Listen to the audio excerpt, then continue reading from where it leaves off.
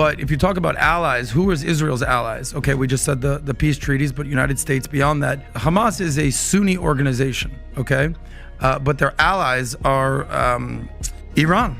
That's their major ally with Hezbollah and the militants that's going over there. So Iran, Syria, I believe Qatar, that's who they are in bed with. So you look at the rest of the Middle East, you know, you're familiar with Sunni, Shiite, Iran, constant struggle with Saudi Arabia. They're picking sides. Just like you think, why don't Arabs all get along? Sunni, Shiite, like this is a major thing for them.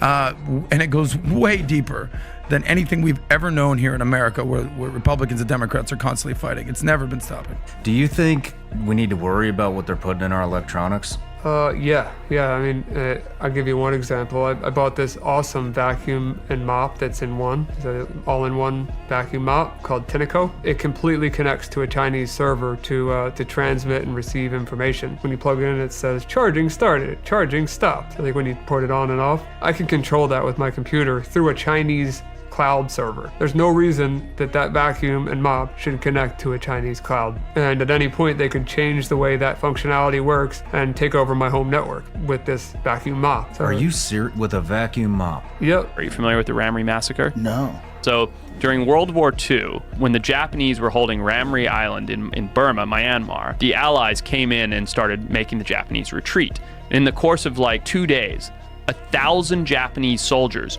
were eaten by crocodiles, by saltwater crocodiles. What? Yeah. So they were retreating in 2 days? In 2 days. I mean, some reports say it was over a couple weeks, but the general consensus is 1,000 soldiers were eaten by crocodiles in a very short amount of time. It was this kind of perfect storm of situations where, because there were all these soldiers, they were eating all the prey. All the crocodiles were particularly hungry because of that. When the Allies pushed all the Japanese back into the swamps, you know, they started screaming, and one scream would trigger all the others, just like all the crocodiles, to get into a frenzy, and it just wiped out this entire populace of people that ran through the swamp. They were bilingual, a community of 25 people that have never left, and they're bilingual. Wow. It's amazing. Now, their native language is what? What is it? It's an Amazonian Indian dialect. I honestly don't even, they might have said the name, but I don't recall. What is the name of their tribe? Also, I'm not even sure. They're so isolated, they're unaware of what country they live in. They don't even know that they're in Colombia. Really? Really. They're just like, to them, they're Amazonian. They're not Colombian, Ecuadorian, Brazilian. They're Amazonian. That everybody knows that. We need a 912 immediately. We probably are due for one. That's Right. what's scary when you see this Israel thing. Like, it scares the shit out of me. Yeah. It scares the shit out of me, because when I see something like that happen, you know, there's no clear way this resolves peacefully. Like, this is bad. This is real bad.